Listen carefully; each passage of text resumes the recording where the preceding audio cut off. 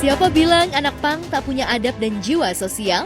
Sebuah peristiwa yang terjadi di Jalan Ahmad Yani, Kota Batu Malang, Jawa Timur justru menunjukkan bahwa anak pang cinta damai dan punya jiwa sosial yang tinggi. Seperti kejadian yang terekam dalam video berikut ini menggambarkan betapa sigapnya anak pang membantu ibu-ibu yang nyaris terjatuh karena motornya diserempet mobil di jalur lampu merah. Diduga karena berhenti mendadak menjelang lampu merah, mobil hatchback putih menyenggol motor si ibu hingga motor matic itu tergeletak di aspal, sementara si ibu limbung nyaris terjatuh. Beruntung 3 orang anak pang datang menolong si ibu dengan mengangkat motor itu dan meyakinkan si ibu tidak cedera. Sementara pengemudi mobil putih itu tak terlihat membuka jendela, apalagi turun untuk meminta maaf. Bisa jadi pengemudi mobil putih itu beruntung karena ia bertemu dengan anak pang yang cinta damai dan baik hati. Jika yang ada di lampu merah itu adalah preman jalanan, bisa jadi pengemudi mobil itu akan dipaksa keluar dari mobil untuk bertanggung jawab.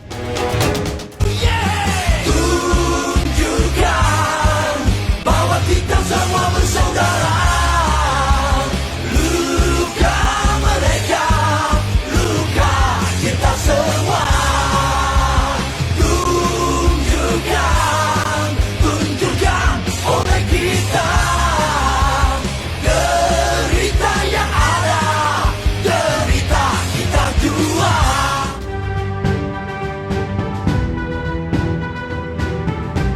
Ya, mungkin anak-anak pang itu tidak mengecap pendidikan tinggi seperti pengemudi mobil putih, tapi mereka punya adab dan rela membantu sesama tanpa pamrih. Dalam video itu terlihat jelas jeda lampu merah masih lama, si ibu kembali naik motornya, dan si pemilik mobil putih pun memajukan mobilnya sampai garis batas berhenti, tapi ia tetap tak membuka kaca mobilnya. Anak pang punya hati dan si supir mobil itu nggak punya hati. Sehat-sehat anak pang. Demikian komentar akun @argbintang. Lantas, apa kata selebriti tentang anak-anak pang berhati malaikat itu? Saudaraku yang pergi, tinggalkan tugas untuk kita. Linangan air mata, jadikan lautan bermata. Besarnya bencana, lebih besarlah hikmahnya. Wujudkan oleh kita agar yang pergi. Anak pang itu kan identik dengan tanda kutip ya.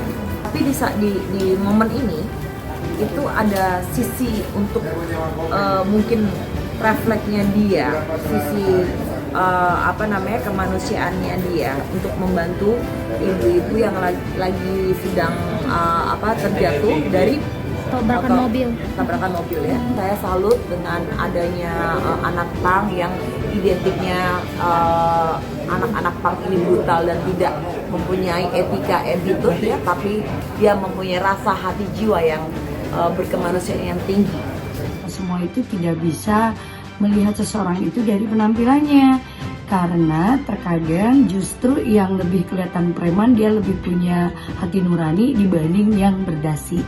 Jadi kita tidak bisa lihat dari penampilannya, oke? Karena sikap baik dari manusia itu sebetulnya ada di setiap orang, tergantung bagaimana setiap orang mau berbuat. Itu saja.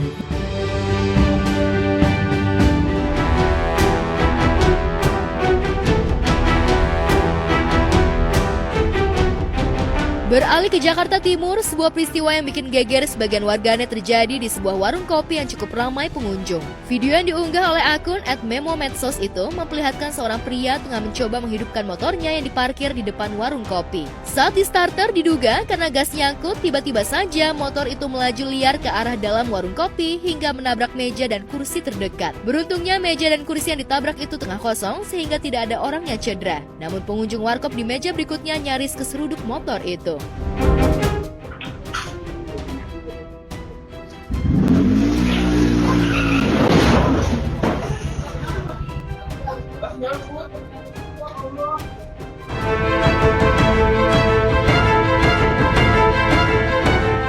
Peristiwa yang terjadi di kawasan Lubang Buaya, Jakarta Timur itu terjadi Senin 4 Maret lalu sekitar pukul 3 pagi. Dalam 3 hari, video itu sudah mendulang 81 komentar. Sejumlah warganet yang usil malah memberi judul video itu The Real Kopi Tubruk, lagi ngopi di Tubruk. Sementara sebagian warganet lainnya salfok pada sikap si barista yang tetap slow meski warkopnya ditubruk mendadak.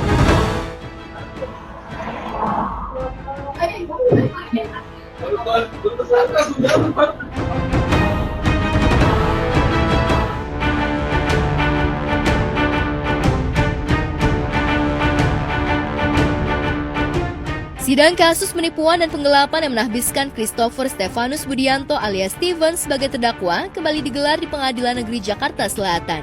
Pada sidang yang beragendakan mendengarkan jawaban majelis hakim atas eksepsi yang dibacakan pihak Steven pada 27 Februari lalu itu, Jessica Iskandar selaku pelapor memang tidak datang. Namun kemarin untuk sidang beragendakan mendengarkan pembuktian dari pihak JPU itu, Jedar datang bersama Vincent Verhaak suaminya. Jedar yang mengaku rugi 9,8 miliar pasca berbisnis rental mobil bersama Steven, berharap Steven mendapatkan diganjar dengan hukuman maksimal. BAP-nya diambil 4 November 2022 atau 4 November 2023, bukan di bulan Agustus. Ya, Saksi sudah pernah diperiksa ya di BAP ya? Saya? Ya. Sudah yang mulia. Keterangannya di BAP sudah benar? Sudah benar yang mulia. Ya. Terkait sidang hari ini adalah agendanya saksi dari pihak jaksa penuntut umum. Yang dihadirkan dalam sidang hari ini ada sekitar 5 saksi, baik itu saksi dari pelapor yang namanya Sujatmiko, ada juga saksi yang namanya Jessica Iskandar, ada saksi yang bernama Vincent, ada saksi yang bernama Mulya Diawati, itu katanya ART atau pembantu rumah tangga atau asisten, dan yang terakhir ada Pak Agung Setiawan, itu dari kepolisian terutama di bagian Patwal. Kronologi yang memang terjadi ya emang apa adanya kan korban ya, jadi kalau ditanya saya jawab. Ya, jadi itu memang hak daripada terdakwa ataupun penasihat hukumnya. Tapi kembali lagi bahwa klien kami tadi dihadirkan itu untuk bercerita, memberikan keterangan sesuai faktanya.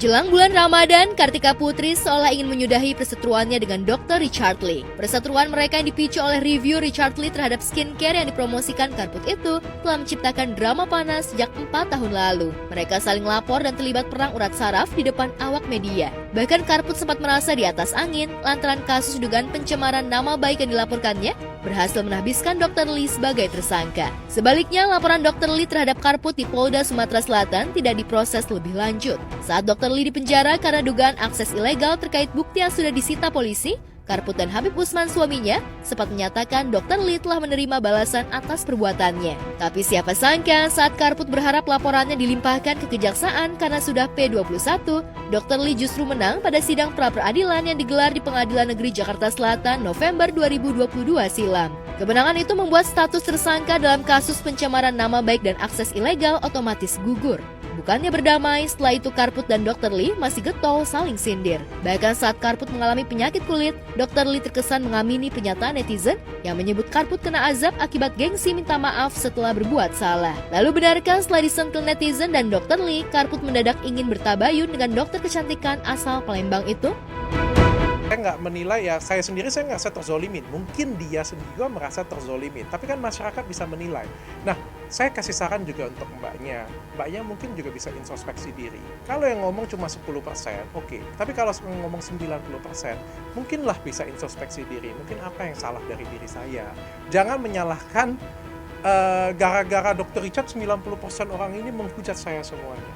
Mungkin bisa introspeksi diri sih. Cuitan minta Karput mau tabayun gitu.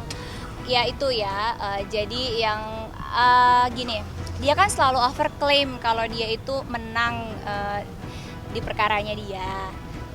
Jangan overclaim lah, tapi pada saat dia overclaim begitu, Habib tuh selalu mengingatkan, sayang udah biarin dia senang dengan keputusannya, biarin dia beryuforia, mudah-mudahan dengan kebahagiaannya dia berhenti untuk memfitnah kamu. Ya, saya nggak punya permasalahan dengan suaminya, tapi sekali lagi saya bilang menjadi suatu kewajaran.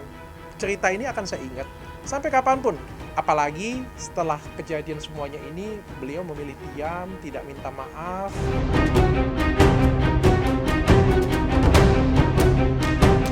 Ya, waktu bisa mengubah seseorang. Bisa jadi Karput terinspirasi oleh wejangan suaminya. Janganlah membenci begitu dalam kepada musuhmu, karena suatu saat ia bisa menjadi sahabatmu. Tapi apakah Dr. Lee percaya Karput bisa berubah dan mau menurunkan gengsinya untuk meminta maaf kepadanya? Benarkah karena sudah kepalang sakit hati, Dr. Lee dan keluarga besarnya sudah menutup pintu komunikasi dengan Karput? Minta maaf di depan media lah ya, depan media. Karena kan beliau sudah banyak menyakitin saya dan keluarga saya juga ya. Jadi silakan minta maaf dengan tulus, dan sekali lagi saya bilang kalau nggak mau minta maaf juga nggak apa-apa. Statement saya dari 2 tahun yang lalu ketika masalah ini selesai sampai sekarang juga sama. Saya tidak akan memaafkan dia lahir dan batin. Saya percaya ada hukum yang lebih kuat daripada hukum di Indonesia, yaitu hukum Tuhan. Kalau dia marah masalah dia ditangkap polisi, dia diseret-seret ke polisian, rasanya kalau dia kooperatif, Pak Polisi juga nggak mungkin menjemput paksa. Di media sosial dia katanya, Mbak ketawa-tawa saya ditangkap. Saya waktu itu kontennya sama Mbak Feni lagi gembira riang ngebahas penyakit juga, aku sambil ketawa dan senyum gitu ya, enak sekali gitu. Tapi dia lupa gitu, dia coba flashback, lihat lagi video dia ketika ngetawain saya sakit dan bilang saya sakitnya kena azab. Itu kan lebih nggak manusiawi ya. Iya, pesan aku Dr. Richard, be gentle, laki-laki masa nyerang perempuan gitu sih.